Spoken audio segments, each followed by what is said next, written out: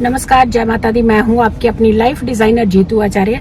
ज्येष्ठ पूर्णिमा की बात करते हैं। बहुत ही उत्तम पूर्णिमा मानी जाती है और कहा जाता है कि इस पूर्णिमा पर भगवान शिव का वास आपके इर्द गिर्द रहता है और ऐसे में भगवान शिव की आराधना करते हैं जब आप, तो भगवान शिव जल्दी आपकी मनोकामना को पूर्ण करते हैं। ज्येष्ठ पूर्णिमा कौन से दिन पड़ेगी? लगभग 7:30 बजे 21 तारीख को 7:30 बजे ये तिथि जो है पूर्णिमा की शुरू होगी और ये 22 तारीख को 6:37 सुबह तक ये तिथि रहेगी। यानी जब हम उदया की बात करते हैं तो उदया के हिसाब से ये जो तिथि है वो पड़ेगी आपकी 22 तारीख को। तो 22 तारीख को आपको पूर्णिमा का व्रत रखना चाहिए। 22 तारीख को ही आपको ये सारी एक्टिविटीज करनी चाहिए। जो उपाय, जो रेमेडीज हम आपको बताएंगे वो आपने सारी रेमेडीज 22 तारीख को करनी है। अब आती है बात की इस दिन कौन कौन से योग बन रहे हैं, शुभ योग बन रहे हैं। शुभ योग, शुक्ल योग, ब्रह्म योग, ये सारे योग बनने रहे हैं जब ज्येष्ठ पूर्णिमा का व्रत रखा जाएगा। आपको खास करके कुछ उपाय जरूर करने हैं। सबसे ज्यादा होता है क्योंकि चंद्रमा जब बहुत उत्तेजित होता है तो भी अच्छा नहीं माना जाता, जब चंद्रमा बिल्कुल लो होता है तो भी बहुत अच्छा नहीं माना जाता। कहते हैं कि किसी भी चीज में हद से एक्सेस ज्यादा उत्तेजना आना ये भी कहीं ना कहीं परेशान का एक सबब बनता है। अमावस्या के टाइम पर चंद्रमा की स्थिति जो है वो क्षीण होती है, लेकिन पूर्णिमा के समय पर जब जितनी भी टाइड्स होती हैं वो सारी पूर्णिमा के आसपास ही होती हैं। इसीलिए क्योंकि इमोशंस भी जब आपके बहुत ज्यादा फ्लक्चुएट करते हैं वो पूर्णिमा का ही समय होता है। तो पूर्णिमा के समय पर आपके इमोशंस बार बार फ्लक्चुएट होना, आप बार बार कहीं ना कहीं कभी बहुत ज्यादा लो महसूस करना, कभी बहुत ज्यादा उत्तेजित महसूस करना, यानी फ्लक्चुएशन आपके मूड में बार बार होना, ये कहीं ना कहीं आपको डिस्टर्ब करता है, आपको परेशानी देता है। क्या करना चाहिए ऐसे टाइम पर? ऐसे टाइम पर खास करके कहते हैं कि चंद्रमा को कंट्रोल करने का प्रयास करना चाहिए। और कंट्रोल कैसे होता है? चंद्रमा किन चीजों से कंट्रोल होता है? एक तो सबसे पहले चांदी का प्रयोग आपको उस समय जरूर करना चाहिए। चाहे आपका कुंडली का चंद्रमा क्षीण है, चाहे आपकी कुंडली का चंद्रमा जो है पापी ग्रहों के साथ बैठा हुआ है, चंद्रमा नीच का है, वृश्चिक राशि में है, तो आपको खास करके चांदी का प्रयोग करना चाहिए। इस दिन आपको चांदी धारण करनी चाहिए। इस दिन आपको चांदी के आभूषण ज्यादा पहनने चाहिए।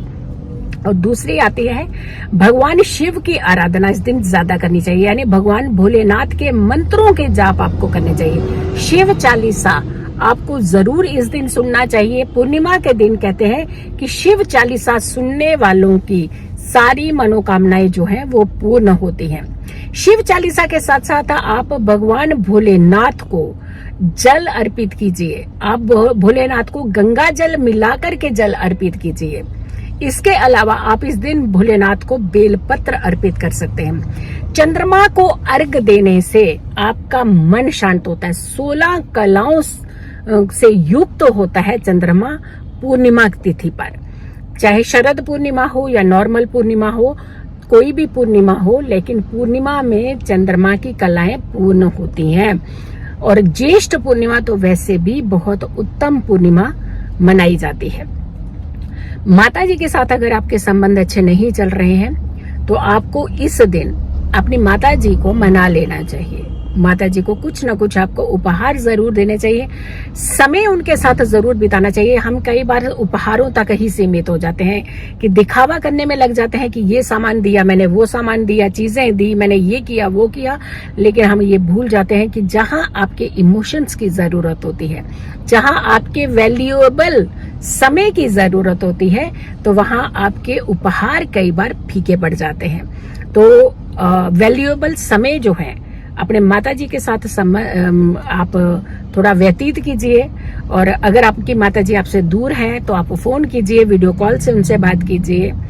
और खुदा ना खास्ता कि अगर आपकी माता जी आपसे बहुत दूर जा चुकी हैं, यानी दिवंगत आत्माएं बन चुकी हैं, तो माता रूपी महिलाओं का आशीर्वाद जरूर लीजिएगा। घर में बड़ी बुजुर्ग महिलाएं हैं, बड़ी महिलाएं हैं, चाहे आपकी ताई जी है, चाची जी है, चाची तो छोटी हो जाती है लेकिन ताई जी हैं, तो महिलाओं के साथ आप कुछ समय जरूर बिताइएगा ताकि आप कुछ एक पॉजिटिव एनर्जी को आप फील कर सकें। तो आपने महिलाओं का सम्मान करना है, उनके साथ कुछ समय जरूर व्यतीत करना है। और अगर माता जी आपके साथ रहते हैं तो उनसे थोड़े से चावल जरूर ले लीजिए पूर्णिमा तिथि पर, और ज्येष्ठ पूर्णिमा पर ये चावल लेकर के आप अपने धन स्थान पर किसी भी एक अच्छे स्वच्छ पात्र में डाल करके डिब्बिया में बंद करके उसे रख लीजिए। उसमें से कुछ चावल निकाल करके उसकी खीर बनाइए, उसी से बनवाइए, और वो खीर का भोग जो है वो आप चंद्रमा को लगाइए,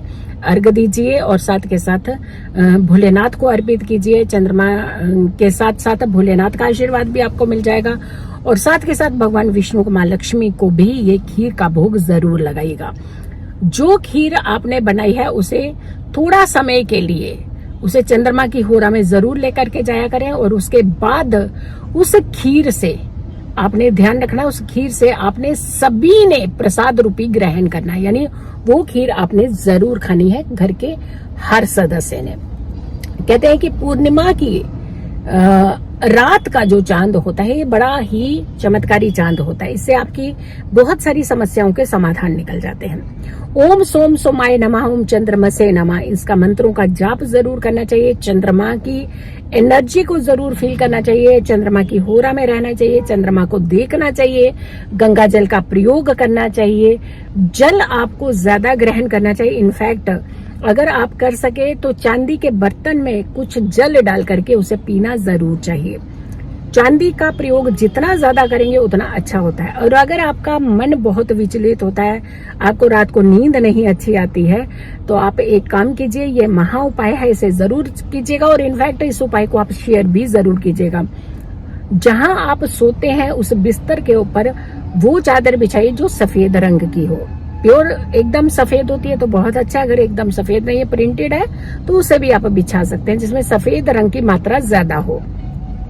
उस पर थोड़ा सा गंगा जल का छिड़काव कर लीजिएगा सोने से पहले, और वहीं पर बैठ करके, बिस्तर पर बैठ करके आपने ओम इस मंत्र का 28 बार उच्चारण करना है। अगर साउंड जोर जोर से कर सकते हैं बहुत अच्छा है, नहीं तो आप मन ही मानसिक जाप जिसे हम कहते हैं वो भी कर सकते हैं। और ये करने के बाद आप निद्रा लीजिएगा, देखिएगा आपको कितने अच्छे से नींद आएगी।